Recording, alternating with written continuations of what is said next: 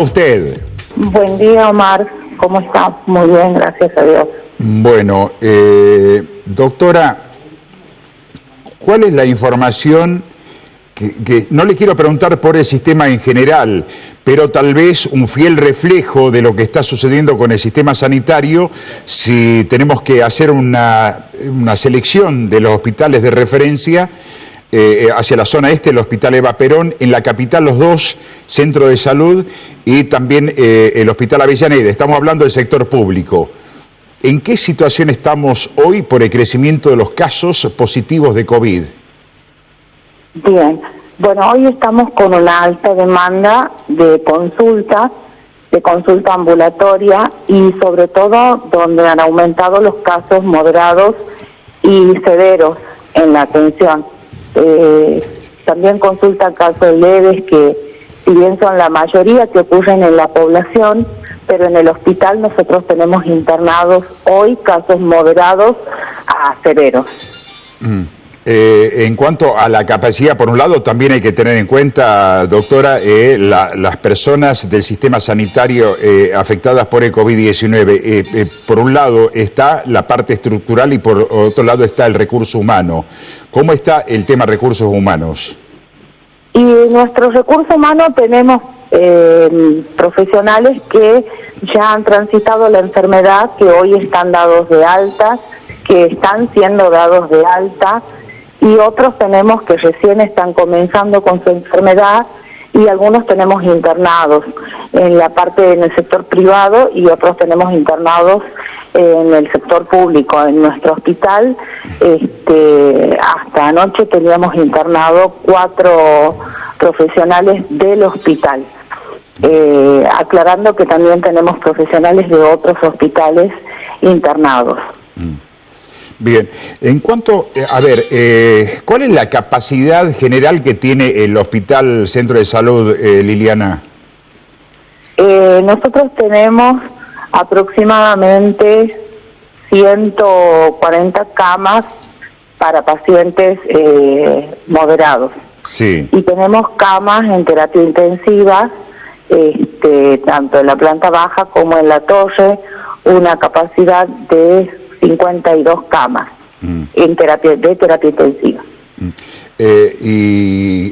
Porque una cosa es la sala de cuidados intensivos de casos críticos y por otro lado también se han tenido que sumar camas, también han tenido que sumar respiradores. Sí, hemos sumado respiradores, hemos sumado camas en todos los sectores, más en el sector de guardia, donde se nos da la posibilidad de habilitar los quirófanos que no funcionan como quirófano actualmente, sino como salas de oxigenación, donde tenemos ahí tubos con oxígeno también preparados para la atención inicial cuando el paciente requiere oxigenación.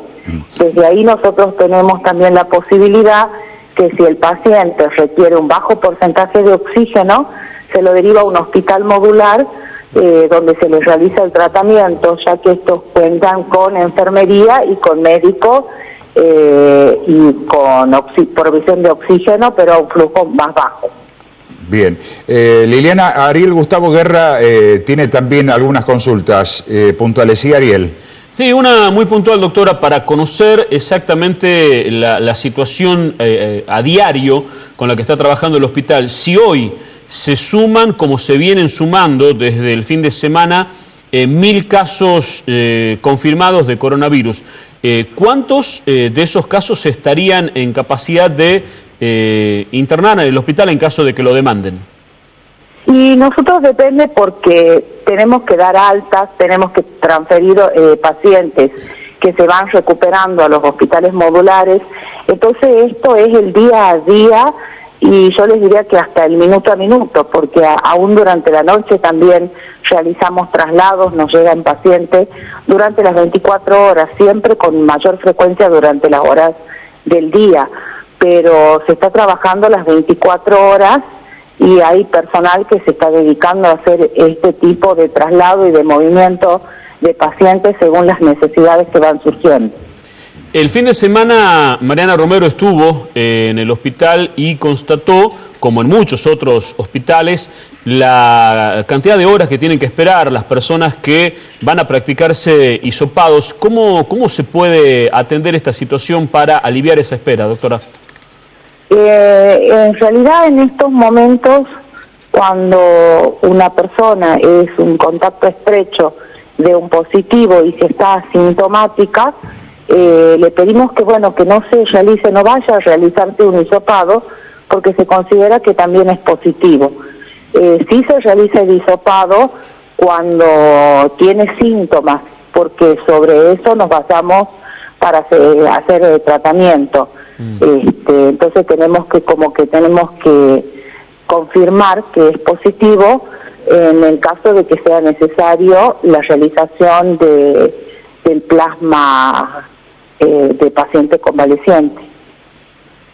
¿Cuál sería el consejo entonces, pasando en limpio?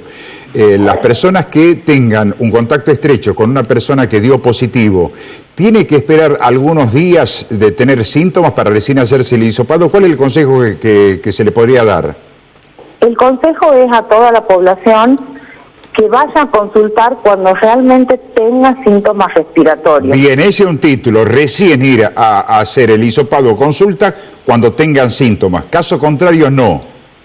Exactamente, caso contrario no, caso contrario se debe autoaislar, porque se considera que está positivo y que puede llegar a transmitir. Entonces, si tiene síntomas respiratorios, como falta de aire, que se pueden manifestar a través de la voz entrecortada, o que no pueda respirar, que tenga dificultad en realizar las tareas habituales, entonces ahí sí tiene que consultar.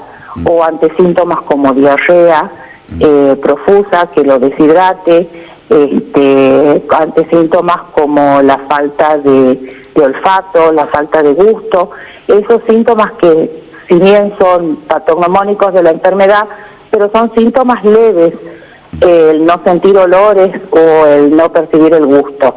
Entonces no es necesario que hagan la consulta en el hospital, sino la pueden realizar en policlínicas o en CAPS que les quede más cercano. Doctora, a ver, la radiografía que nos pueda trasladar usted de lo que hoy hay en el Hospital Centro de Salud, ¿qué es lo que le llama la atención en cuanto a la edad de los pacientes, las características, los síntomas? ¿Por qué hay tanta diferencia? Es decir, síntomas leves a pasar a un cuadro crítico. ¿Qué incidencia han notado ustedes? ¿Con qué características se ha presentado este COVID según la edad de las personas y según los antecedentes también, por supuesto, ¿no? Y según las edades, nosotros tenemos de todas las edades, desde pacientes de jóvenes de 30 años hasta pacientes de 90 años.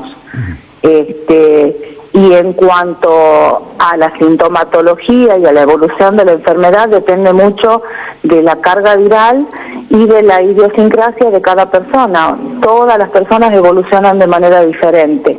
Todos somos seres individuales y no reaccionamos nuestro sistema inmunitario de la misma manera. Bien, ¿qué es la carga viral? A ver si nos puede ayudar a educar. ¿Qué es la carga viral?